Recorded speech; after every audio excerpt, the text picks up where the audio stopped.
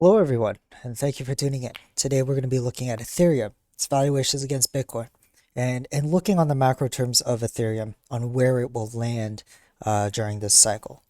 Remember, if you do like this video and the other videos that I make on this channel, be sure to hit the like button down below and also consider subscribing.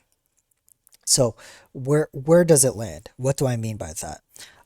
What I mean by that is currently, Bitcoin is below the 20-week moving average. We can assume that when Bitcoin gets back above the 20-week moving average, that period of time, altcoins will bleed. We've seen that in the previous cycle. We've also seen it in this cycle where Bitcoin does rally above the 20-week moving average, has a considerable move, and altcoins cannot keep up, thus resulting in the Bitcoin dominance to rise and altcoin valuations to drop. It's something that we saw here in the span of September to December, where we saw this multi-month bleed of Ether versus Bitcoin. Uh, so where the question comes, where can it land? Well, one example would be this region here that I've drawn, which is shown to be some kind of support and resistance on the weekly. Another one is the 20-month moving average. The 20-month moving average is a very long moving average. And is represented by this blue line here. However, when we look at the previous cycle, it has shown to be support.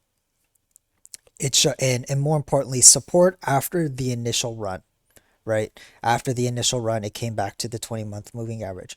Maybe we can assume something similar happens this time around as well. So we saw the initial run of Ethereum, right? That brought it to 0.08 Bitcoin, and now we're seeing the bleed. Where is the 20-month moving average right now? The 20-month moving average currently, get rid of this, the 20-month moving average is currently at 0.03468 Bitcoin. It is rising, okay, so it's not like it's going to stay at that valuation forever, but it is rising, and it will continue to rise because of the recent, not recent, but for the year long, the moves that we had this year and last year. It will continue to rise. And so as this continues to rise after the some months, we could see Ethereum continue to bleed. We might see some kind of contact with the 20-month moving average. Essentially, during this time, while Bitcoin is below the 20-week moving average, it is important to keep an eye on this moving average to see where it is, and prepare for and be ready for Ethereum to make contact at some point with that moving average. At which point, it is probably a very, very good time to buy Ethereum. And that's where I would be preparing to buy my Ethereum. We see the support here back in December and January. We saw the incredible 55% rally for that month against Bitcoin. And so we could see that once it breaks above the 20-month, it can hold it as support. It can result in a pretty nice rally. It is also the place of support during, in between moves of Ethereum. So we see that Ethereum did wane after the initial run up. It did wane. It held support at the 20 month, and then it rallied again.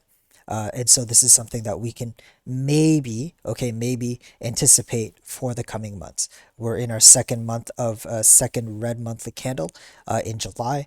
Obviously, this is not going to happen tomorrow, but look for the future months of the fall. And when that time comes, take a look back at Ethereum and see where the 20-month moving average is in relation to the price.